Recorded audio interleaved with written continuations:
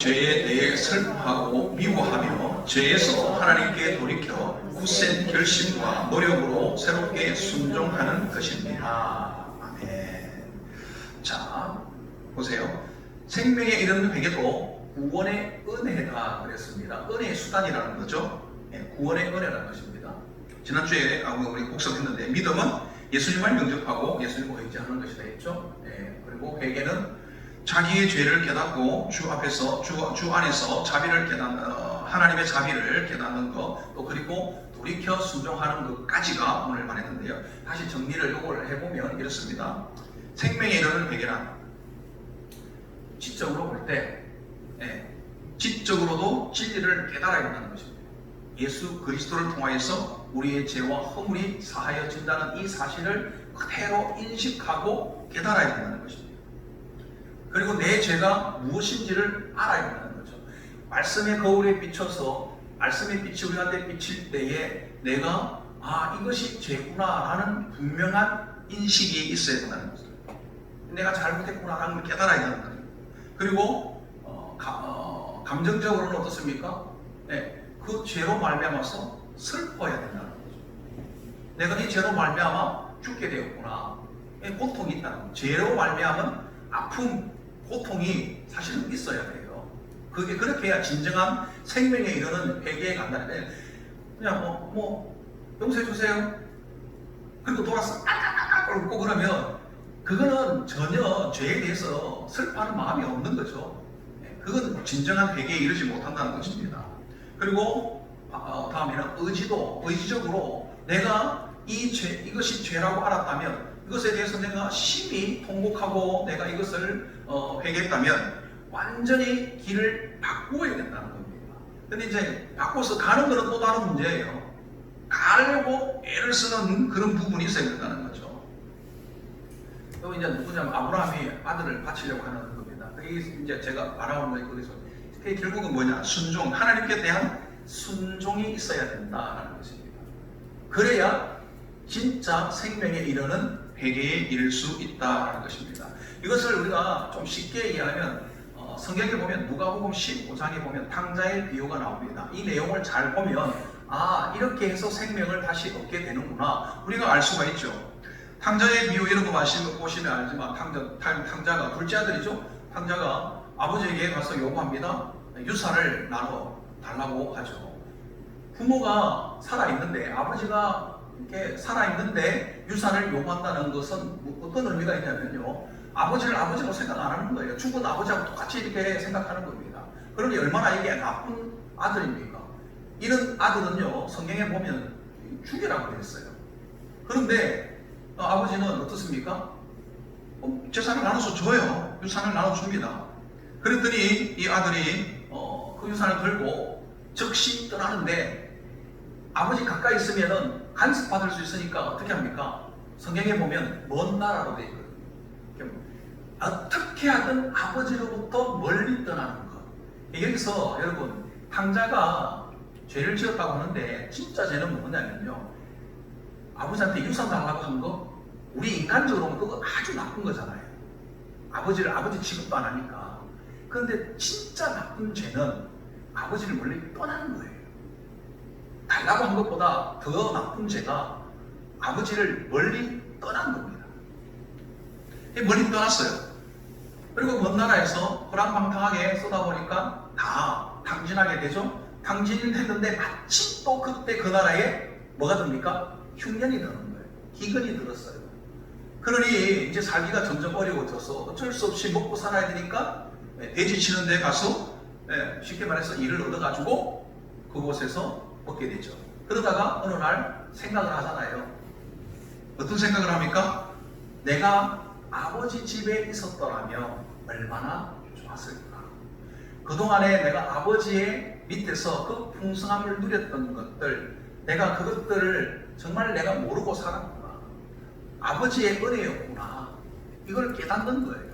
그리고 내가 아버지의 유산을 받아서 아버지를 떠난 것이 이렇게 잘못된 것이구나 깨닫는 거죠.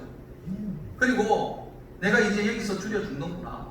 아버지께로 가면 정말 참 좋을 텐데 그러면서 막 자기의 이 사정에 대해서 한탄하며 슬퍼하는 거죠. 이 아버지한테 잘못된 부분들을 자기가 이제 감정적으로도 슬퍼합니다.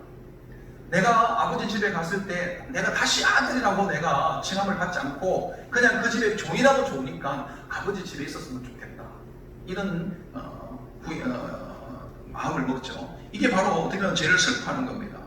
그리고 가장 중요한 게 그거죠. 그러고 나서 그 자리를 틀고 일어나 아버지께로 돌아온 것. 떠난 것이 가장 큰 죄라고 했잖아요. 다시 돌아온 것은 가장 잘한 것이죠. 돌아온 것, 이게 진정한 회개다는 것입니다. 돌이켜서 다시 돌아오는 것. 여러분, 우리나라에 가출하는 아이들이 얼마나 많이 있습니까? 가출 많이 하거든요. 그런데 가출하는 가장 큰 이유는 가정이 콩가루 집안인 경우가 많아요. 문제가 가족 안에 상처가 있고 문제가 많을 때 자녀들이 가정을 주로 떠나게 되는데, 떠났던 아이들이 나가 살아보니까 그래도 집에 있을 때가 훨씬 좋았구나, 이걸 깨달아요. 안다니까요. 그리고 그것이 내가 부모의 마음에 못을 박았구나 이렇게 생각하고 안타까워하는 경우도 있습니다. 하지만 여러분, 집을 나간 아이들이 돌아오는 아이도 있지만 안 돌아오는 아이들이 많다는 겁니다. 왜 안 돌아올까요? 물론 나름대로 이유가 있겠죠. 그런데 안 돌아오면 끝이 나는 거예요. 돌아와야 문제가 해결되는 겁니다. 그리고 말씀을 한 구절을 우리가 한번 보겠는데요. 한번 찾아볼까요? 고린도후서 7장 10절 말씀 한번 찾아봅시다. 고린도후서 7장 10절 말씀.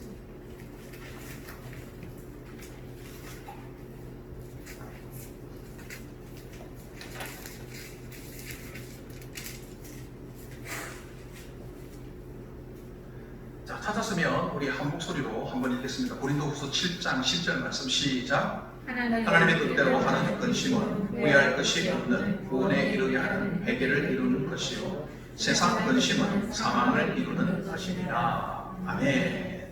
자, 여기 보면요, 근심에 두 가지가 있는 것들을 보게 됩니다. 어떤 근심이죠? 하나님의 뜻대로 하는 근심이 있고 세상 근심이 있다는 것입니다. 하나님의 뜻을 지키지 못하였을 때 우리가 받는 그것으로 인해서 아파하고 힘들어하고 그런 근심이 있어요. 반면에 세상 근심이 있습니다. 세상 근심은 어떤 거냐, 이렇게 보면 되죠. 이 땅에서 내가 잘 먹고 잘 사는 거, 성공하고 살고 싶은데, 또 마음대로 하고 싶은데 이런 것들이 안 되었을 때 우리가 가지게 되는 근심들이 있죠. 그게 세상 근심이에요. 세상을 살아가는데 필요한 모든 것들, 그것들을 충족시키지 못할 때, 가지지 못할 때, 그것으로 인해서 내가 불편할 때, 어려울 때 생기는 근심들이 세상 근심이라는 것입니다. 그 세상 근심은 세상을 살 때 필요한 거예요. 하나님의 뜻대로 하는 근심은 뭡니까? 이거는 생명에 이르는 근심이에요. 영원한 생명을 얻는 데 필요한 근심이라는 거죠. 우리가 근심을 해도 정말 해야 될 근심은 그렇다고 인간인데 전혀 이 땅에 근심 없이 살겠습니까? 필요하죠. 그죠? 그런데 우리가 더 많은 관심을 가져야 될 근심은 생명에 이르는 근심, 하나님의 뜻대로 하는 근심. 내가 하나님의 뜻대로 살고 있느냐 없느냐, 내가 믿음 안에 거하고 있느냐 없느냐, 이런 상황 속에서도 내가 하나님을 붙들고 있느냐 없느냐, 이게 정말 중요하다는 것입니다. 이 근심에도 두 가지가 있음을 보게 되죠. 이 세상 근심의 아주 전형적인 게 뭐를 우리가 보면 알 수 있냐면요, 아합왕을 보면 알 수 있습니다. 아합왕이 어떻습니까? 이스라엘 땅에 있는 나봇의 포도원이 너무 좋은 거예요. 자기가 궁과도 가깝고 너무 좋아서 내가 전 가지고 싶은데, 아니 나봇에게 가서 내가 돈을 주고 사고 싶다 그랬더니 이 나봇이 뭐라 하냐면 우리 조상들의 땅이기 때문에 절대 팔 수 없다 그런 거예요. 그래서 이 아합왕이 어떻게 합니까? 근심하는 거예요. 마음에. 왜 근심하죠? 저거 가고 싶은데 갖지 못하게 되니까 마음에 근심이 생긴 겁니다. 옆에 있던 이스라엘 아내가 그걸 알고 어떻게 합니까? 거짓 정의를 세워가지고 이 나봇을 죽여버립니다. 그리고 그 땅을 차지하죠. 그래서 세상적으로 볼 때는 자기가 원하는 것 얻었어요. 뭐 그렇게 성공적으로 얻어서 자기가 마음껏 그걸 누렸죠. 그런데 그 마지막 결국은 어떻게 됩니까? 결국은 하나님께서 그들을 심판하시죠. 특별히 이세벨은 어떻습니까? 엘리야가 그런 말을 한 적이 있거든요. 개들이 너 살을 뜯어먹을 것이다. 그런데 실질적으로 예후가 반역하고 예후가 이 이세벨을 죽여서 밭에 던져버리죠. 그랬더니 개들이 와서 그 살을 먹었다. 이 성경에 표현들이 있습니다. 결국은 심판을 받게 되었죠. 이처럼 근심에도 두 가지가 있는 것처럼 이 회개의 거짓된 회개와 참된 회개 이렇게 우리가 또 볼 수가 있습니다. 그래서 거짓된 회개의 종류가 있는데요. 그래서 거짓 회개가 있고 참된 회개가 있다. 그 거짓 회개는 뭐냐? 아예 뭐 자기가 죄인인 줄 모르는 세상 사람들은 내가 죄인인 줄 모르니까 아예 그냥 죄인이고 교회 안에 와 있음에도 불구하고 참된 회개에 이르지 못한 자들이 꽤나 많다는 것입니다. 교회 안에 발은 디디고 있지만 실질적으로 생명에 이르는 회개를 아직 하지 않은 분들이 있다는 것입니다. 말씀을 많이 들어서 잘못됐구나 깨닫기는 후회는 해요. 이 거짓 회개를 다른 말로 말하면 후회한다. 이 전형이 누구냐? 가론주다. 이렇게 보시면 되겠습니다. 회개의 전형은 누구다? 베드로를 우리가 볼 수가 있겠죠. 그래서 베드로는 나중에 결국은 성화에까지 이르게 되죠. 이걸 우리가 잠깐 보겠습니다. 가론유다는 어떻습니까? 예수님을 팔아 넘겼어요. 팔아 넘겨내는 이유가 있습니다. 자기가 볼 때는 예수님께서 이 엄청난 능력을 가지고 병든 자를 고쳐주고 귀신들을 쫓아내주고 또 말씀의 권세도 있고 하여튼 뭐 못하는 일이 없어요. 바람과 파도도 잔담케 하는 이 엄청난 능력을 가지고 있기 때문에 이 능력으로 이 유대를 이스라엘을 로마로부터 구원하고 이스라엘의 왕이 될 것이다. 자기는 그것들을 생각하고 따라다녔다는 것입니다. 헤롯 땅이니까. 그런데 어떻습니까? 가면 갈수록 예수님의 말씀이 자기가 생각하는 것과 다르다는 것을 깨닫기 시작하면서 이분은 내가 모세를 주군이 아니구나 이런 생각을 가론유다가 하게 됩니다. 그럴 바에는 예수님을 팔아서 그 돈으로 아예 군자금을 마련해서 이스라엘의 독립에 사용하는 게 더 낫지 않겠는가 이런 생각에까지 이르게 된 거죠. 그래서 예수님을 은30에 팔게 됩니다. 근데 팔고 나서 보니까 이게 아니라는 걸 깨닫게 된 거죠. 이게 잘못된 것을 알았어요. 마음으로 너무 아팠어요. 이건 아니구나. 그래서 대제사장들에 가서 이거 아니다. 잘못됐다. 바꿔달라. 번복해달라고 아무리 해도 끝났다 이제. 돈을 주니까 그 돈을 바닥에 그냥 탁 던져버려요. 그리고 가서 어떻게 합니까? 가론유다가 저기 보면 목매달아서 죽게 돼요. 자살하게 됩니다. 예수님의 표현은요. 그 사람은 아예 태어나지 않았더라면 더 좋았을 걸 이런 말까지 하게 되다. 여기서 중요한 것은 가론유다는 머리로는 잘못을 알았어요. 마음으로도 슬퍼했습니다. 그런데 마지막에 그래서 하나님께로 돌이켜서 회개하고 돌이켜서 하나님의 말씀대로 살면 되는데 그걸 하지 않은 거죠. 그냥 자기가 스스로 생명을 끊어버리죠. 그냥 후회만 했지 회개는 이르지 못했다는 것입니다. 교회 안에 와서도 많은 분들 가운데 내가 진짜 하나님 앞에서 죽을 죄인이구나 하고 깨닫지 못하는 사람들이 꽤나 있습니다. 여러분 어떻습니까? 여기 계신 분들이야 다 그걸 알고 있겠죠. 그런데 교회 안에 아직 예수 그리스도를 나의 주, 나의 하나님으로 구주로 온전히 믿지 못하는 자들, 그걸 믿으려면 회개에 이르는, 생명에 이르는 회개가 먼저 돼야 되거든요. 그런데 이 회개를 아직 하지 않았기 때문에 믿음이 들어가지 않는 그런 분들도 꽤 있다는 것입니다. 반면에 베드로는 어떻습니까? 베드로는 회개를 했다는 겁니다. 이거 보고 우리가 잘 보셔야 됩니다. 베드로도 마찬가지 아닙니까? 예수님을 3번 부인합니다. 절대 나는 부인하지 않겠습니다. 목숨 걸고 맹세 딱 이래 했는데도 결국은 지켰다 못 지켰다? 못 지키게 됩니다. 다 굴 때 3번 네가 나를, 다 굴기 전까지 나를 3번 부인하게 됐는데 절대 나는 안 그렇습니다 했는데 사실 보니까 3번을 부인하게 됐죠.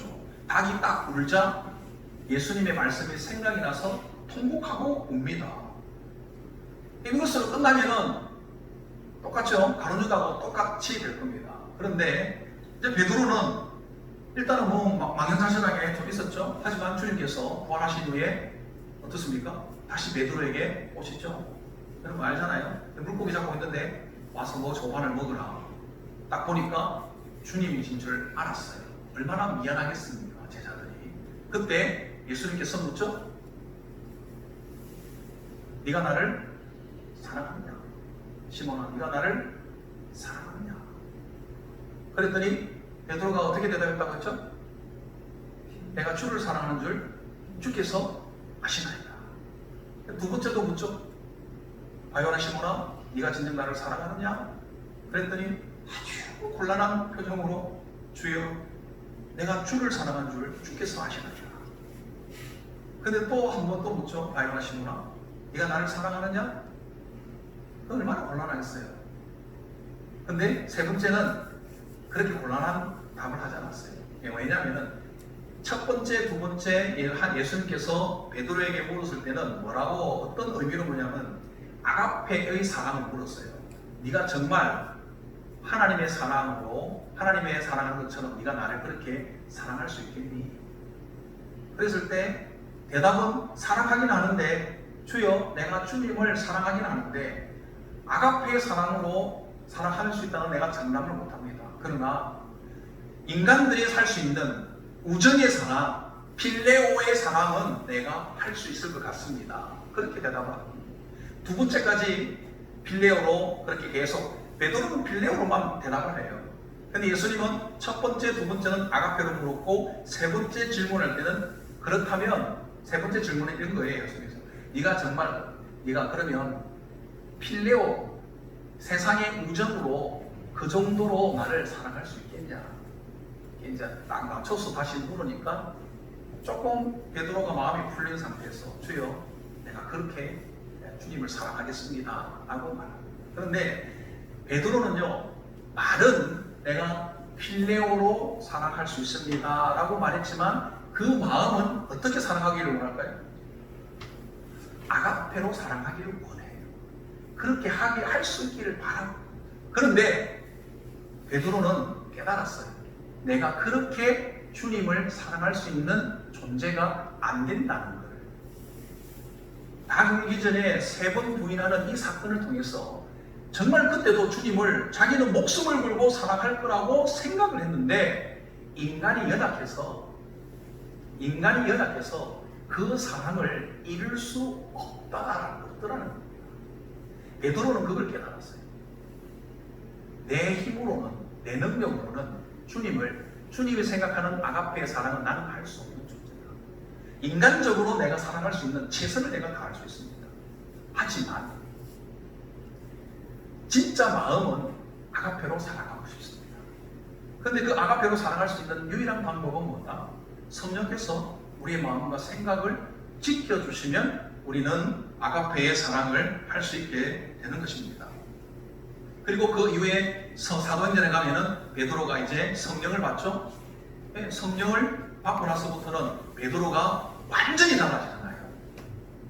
인간적으로 사랑할 때는 정말 어려웠는데 성령이 베드로를 다스리기 시작하고 지배하기 시작하니까 그 이후에는요, 예수님을 아주 담대하게 증언하고 또 공회 앞에서도 하나님을 사랑할 것, 네가 뭐 물었을 때 내가 당신네들보다 당신네를 사랑하는 사람이다. 난 하나님을 더 사랑할 것이다. 라고 그렇게까지 나가게 됩니다.